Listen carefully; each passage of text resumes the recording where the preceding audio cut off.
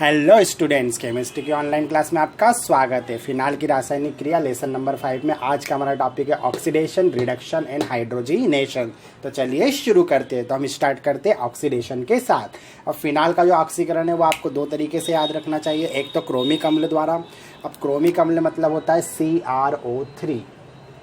इसकी प्रेजेंस में sodium dichromate या वायु की प्रेजेंस में क्या होता है, फिनाल ऑक्सीडाइज होता है और बेंजोक्विनोन बनाता है। तो यहाँ पर क्या होता है, ऑक्सीडेशन का मतलब हमें ऑर्गेनिक केमिस्ट्री में एक और समझ लेना चाहिए कि जब बेंजीन रिंग की ऑक्सीजन के साथ क्या होता है, बॉन्डिंग इंक्रीज होती है, तो उसे भी हम ऑक्सीडेशन बोलते हैं। जैसे यहाँ पर ऑक्सीजन के साथ एक बॉन्डिंग है, पर यहाँ पर 1 2 3 4 बॉन्डिंग हो चुकी है। अब आपको इस रिएक्शन में ज़्यादा कुछ मैकेनिज्म पढ़ने की ज़रूरत तो है नहीं। आपको सिर्फ इतना याद रखना कि अगर फिनॉल ऑक्सीडाइज होगा तो क्या बनाएगा, बेंजोक्विनोन। लेकिन इसको याद रखना क्रोमिक अम्ल या सोडियम डाइक्रोमेट या वायु की प्रेजेंस में, क्योंकि एक और ऑक्सीडेशन होता है पोटेशियम परसल्फेट के साथ, जिसको अपन इल्बस रिएक्शन भी कहते हैं। उसमें फिनॉल क्या होता है, ऑक्सीडाइज होता है, लेकिन इसमें बेसिक ग्रुप भी लेना पड़ता है। बेसिक ग्रुप मतलब OH नेगेटिव मिलेगा आपको बेस के साथ में, और इससे बनता है केटेकॉल या पैराक्विनॉल। अब ये आपको ध्यान रखना है, ये क्विनॉन है और ये क्विनॉल है, इस चीज़ का भी आपको ध्यान रखना है। अब ये चूँकि 1 पे OH ग्रुप और सेकेंड पे, तो इसको बोलेंगे 1 2 और 2 हाइड्रोक्सिल ग्रुप हो गया, मतलब 1 2 डाईहाइड्रोक्सी, और ये बेंजीन है तो इसको लिख दिया बेंजीन। इसको केटेकॉल भी बोलते हैं। आप ऐसे भी याद रख सकते हैं, केटेकॉल का फार्मूला या नाम भी आप याद रख सकते हैं। और सेकेंड होता है इसको फर्स्ट सेकेंड, तो सेकेंड थर्ड और फोर्थ, तो फोर्थ पोजीशन पे तो इसको बोलेंगे 1,4 डाईहाइड्रोक्सी बेंजीन, इसको पैराक्विनॉल भी कहते हैं। तो इस चीज़ का भी आप ध्यान रख सकते हैं। और इनका मैकेनिज्म इतना याद रखने की जरूरत नहीं है, इतना पूछा नहीं जाता है। वैसे इसमें क्या होता है कि K2H2O8 में पहले क्या होता है, इस जो अपन बेस ले रहे हैं OH, वो OH कनेक्ट होकर यहाँ से H निकालता है और पानी बनाता है, और फिर ऑक्सीजन मतलब यहाँ पर फिनॉक्साइड आयन बन जाता है। और ये जो फिनॉक्साइड आयन होता है फिर ये K2H2O8 के एक मॉलिक्यूल के साथ जुड़ता है। उसके बाद में क्या होता है, ऑक्सीजन उससे यहाँ पर मिलती है, फिर पानी से H मिलता है, और फिर इस तरह से क्या होता है, OH यहाँ आ जाता है, और यहाँ की H जो रिप्लेस होती है वो क्या, जैसे यहाँ पर यहाँ पे OH लगता है तो यहाँ की H रिप्लेस होती है, और वो फिर रेसोनेंस के बाद में यहाँ पर पहुँचती है, और इस तरह में इस तरह का प्रोडक्ट मिलता है। तो इतना आपको कॉम्प्लिकेट होने की ज़रूरत नहीं है, आपको तो डायरेक्ट याद रखना चाहिए। ऐसे भी इन एग्जामों में, इन रिएक्शनों में डायरेक्टली क्वेश्चन पूछे जाते हैं। तो आपको याद रखना है कि क्रोमिक अम्ल द्वारा या पोटेशियम डाइक्रोमेट या वायु के द्वारा करेंगे तो बेंजोक्विनोन बनेगा। बस इतना ही आप याद रख लीजिए तो बहुत होगा।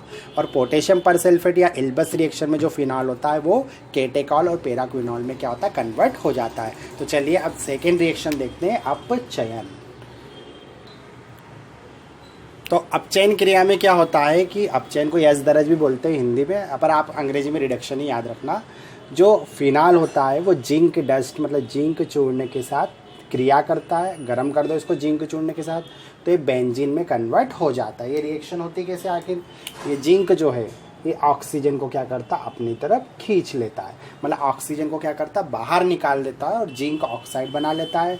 ये हाइड्रोजन जो है रिंग में वापस चले जाती है और इस तरह में बेंजीन प्राप्त होता है। तो आपको सिर्फ इतना ही याद रखना, इसका भी मैकेनिज्म पढ़ने की अपने को ज़रूरत नहीं है।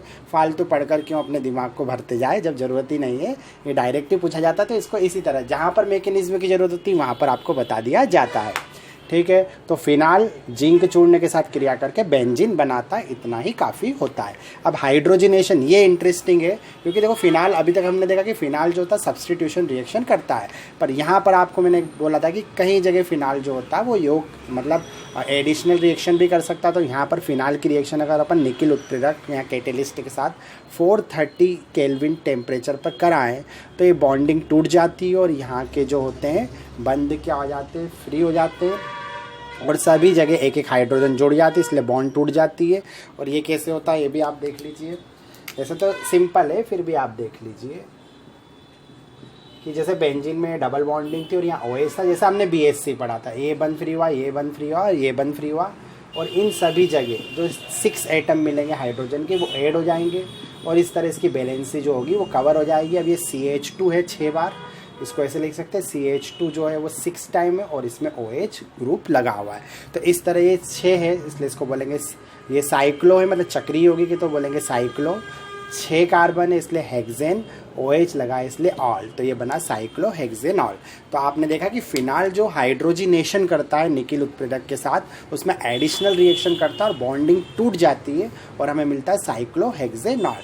तो ये आप डायरेक्ट याद करना कि जब फिनाल का ऑक्सीडेशन होता है तो हमें क्या मिलता है, तो फिनाल के ऑक्सीडेशन से हमें या तो बेंजोक्विनॉल मिलता है या केटेकॉल मिलता है या पैराक्विनॉल मिलता है। अगर अपचयन कराएंगे तो बेंजीन मिलेगा और हाइड्रोजनेशन कराएंगे तो साइक्लोहेक्सेनॉल मिलेगा। तो ये फिनाल की जो थी वो छोटी छोटी सी रिएक्शन थी और छोटे छोटे बच्चे बाल गोपाल होने जो है वो आराम से इसको याद कर लेंगे। मैकेनिज्म का इसमें ज़्यादा कोई वो रोल नहीं है, आप डायरेक्ट याद करें तो भी आपके लिए अच्छा है। तो फिर के अब नेक्स्ट वीडियो में मिलते हैं राइमर-टीमेन रिएक्शन और कोल्बे-स्मिथ के साथ। तब तक के लिए पढ़ते रहिए। Best of luck for your exam.